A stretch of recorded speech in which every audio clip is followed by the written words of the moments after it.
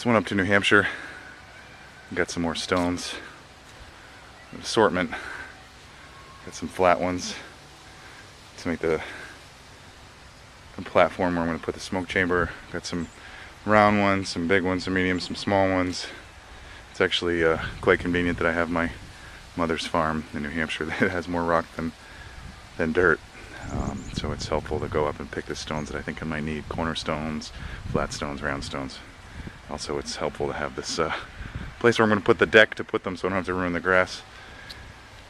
And in terms of the fireplace,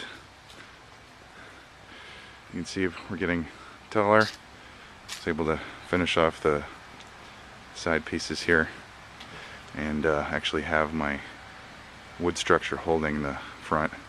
I put 2 pieces of rebar all the way through and supporting them on the largest joint above the throat, and then packed in a bunch of mortar around it to keep it steady.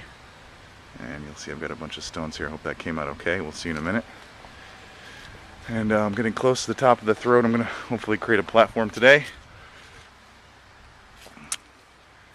And let's see, I'm getting up pretty tall now. Must be almost 5 feet.